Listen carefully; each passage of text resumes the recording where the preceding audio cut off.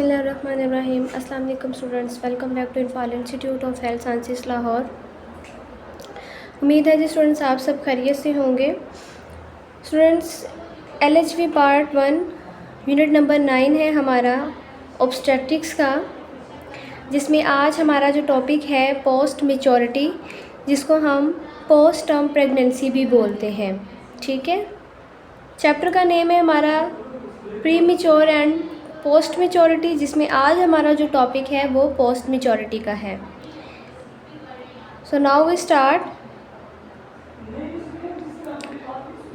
सबसे पहले देखें जी पोस्ट मेचोरिटी क्या होती है, जिसको हम पोस्ट टर्म प्रेगनेंसी भी बोलते हैं। कह रहे हैं कि it is also refer to as post term pregnancy is defined as pregnancy that extended beyond 42 completed weeks of gestation.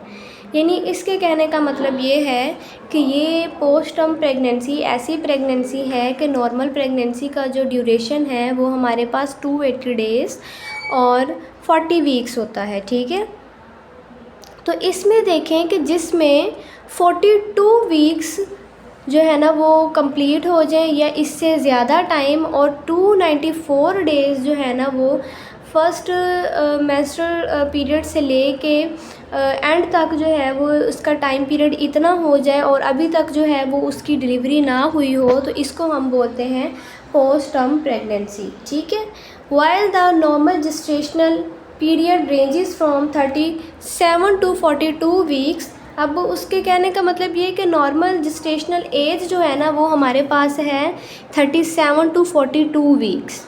ठीक है, नेक्स्ट क्या कह रहे हैं, pregnancies that goes past 42 weeks are associated with the an increase risk of prenatal morbidity and mortality. यानी 42 weeks plus या 42 weeks तक जो है ना वो प्रेगनेंसी का टाइम पीरियड चला जाए और अभी तक जो है वो बेबी की डिलीवरी ना हुई हो, तो ये रिस्क होता है और बच्चे के लिए भी माँ के लिए भी, जिसमें बहुत सारी उसको बीमारियां भी लग सकती हैं और मौत की वजह भी बन सकता है। ठीक है, तो इसमें हमने क्या करना होता है जी, टाइमली हमने मॉनिटरिंग करनी होती है और इंटरवेंशंस करनी होती हैं। ठीक है, अब ये तस्वीर में आपको नज़र आ रहा होगा, ये पोस्ट मेचोरिटी यानी पोस्ट टर्म प्रेगनेंसी का बेबी है। ठीक है, नेक्स्ट देखें जी पैथोफिजियोलॉजी में क्या है। In post term pregnancy placental ageing and uteroplacental insufficiency can lead to reduced oxygen and nutrient delivery to the fetus. Prolonged exposure to the intrauterine environment may result in placental infection, calcification and decrease amniotic fluid volume। यानी इसमें क्या होता है कि जैसे जैसे baby जो है वो अंदर रहेगा, ज़्यादा टाइम हो जाएगा। नॉर्मली जो है ना वो 37 वीक्स प्लस 40 वीक्स तक जो है ना वो बेबी की डिलीवरी हो जानी चाहिए। ठीक है, लेकिन अगर बेबी की डिलीवरी नहीं होती है तो फिर वो देखें क्या कह रहा है कि इन्वायरमेंटल उसका जो है वो यूट्रस का इन्वायरमेंट वो भी उस पर बड़ा इफ़ेक्ट करेगा।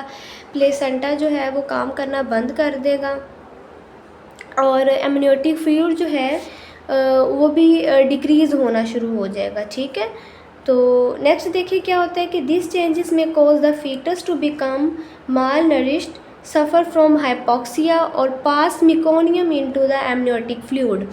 यानी इसमें फिर क्या होता है कि बच्चा जो है वो मिकोनियम वगैरह पास कर देता है और साथ ही जो है ना वो बच्चे को हाइपोक्सिया वगैरह का मसला बन जाता है, रेस्पिरेटरी डिस्ट्रेस वगैरह हो जाता होता है। तो इस तरह से जो है ना वो काफ़ी बच्चे को मसले मसाइल बन सकते हैं। रिस्क फैक्टर्स देखें जी, first pregnancy the exact cause of post maturity is often unknown. यानी एग्जैक्ट कॉज जो है वो इसकी अभी तक डायग्नोस नहीं हो सकी है। डिफरेंट हमारे पास जो है वो डायग्नोसिस आती हैं तो हमें इस चीज़ का जो है ना वो आइडिया हो जाता होता है। बट सेवरल कंट्रीब्यूटिंग फैक्टर्स देखें कौन कौन से हैं कि फ़र्स्ट प्रेगनेंसी प्राइमरी ग्रेविडा है, उस सूरत में भी इस तरह से हो सकता है। History of previous post term pregnancy, कि कोई एक ऐसी पेशेंट है जिसकी लास्ट टाइम उसकी जब डिलीवरी हुई तो तब भी उसका यही सीन था कि बेबी जो है ना वो 42 वीक्स हो गए थे और उसकी अभी तक जो है ना वो डिलीवरी नहीं हुई थी। फीटल एनोमलीज़, बच्चे को कोई मसला मसाइल, ठीक है, जेनेटिक प्रेडिस्पोजिशन और incorrect dating due to irregular menstrual cycle, ठीक है। तो इस तरह के जो मसले होते हैं ये बेबी और मदर के लिए जो है ना वो दोनों ही रिस्क है।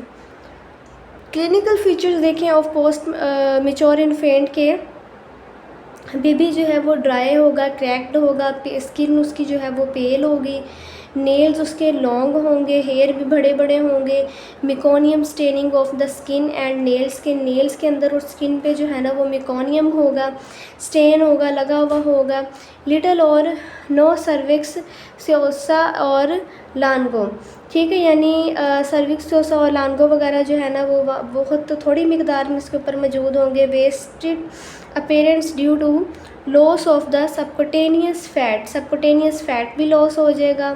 तो इस तरह से जो है ना वो, और उसकी आइज़ जो है वो वाइड होंगी, चौड़ी चौड़ी होंगी, ठीक है। नेक्स्ट देखिए जी, हमने इसको डायग्नोस किस तरह से करना है। Diagnosis is primarily based on the accurate dating of pregnancy ideally confirmed by, अब ये देखें, ये एक तस्वीर आपको दिखाई गई है, ये है बच्चा पोस्ट मैच्योरिटी का, जिसमें आपको नज़र आ रहा होगा कि इसके हेयर देखें, आइज़ भी वाइड हैं और नेल्स आपको नज़र आ रहे होंगे कि किस तरह से बड़े बड़े हैं, ठीक है। अच्छा जी, देखिए जी, हमने इसे किस तरह से हमने इसको आइडेंटिफाई करना है मैटरनल और फीटल कॉम्प्लिकेशंस पे। मैटरनल में देखें प्रोलॉन्ग लेबर हो सकती है, increase rates of instrumental and caesarean delivery, यानी अगर 42 वीक्स प्लस जा रहा है टाइम तो फिर हमें जो है ना वो मजबूरन सिजेरियन करना पड़ता है, इंस्ट्रूमेंटल डिलीवरी करनी पड़ती है। और प्रीनियल ट्रॉमा वगैरह हो सकता है, पोस्टपार्टम हेमरेज पीपीएच में पेशेंट जा सकता है। फीटल्स में देखें जी, oligohydramnios leading to the umbilical cord compression, meconium aspiration syndrome हो सकता है, फीटल डिस्ट्रेस हो सकता है, बच्चे को रेस्पिरेटरी डिस्ट्रेस, सांस लेने में मसला मसाइल बन सकता है, meconium increasing the risk off shoulder dystocia, still birth हो सकती है, ठीक है।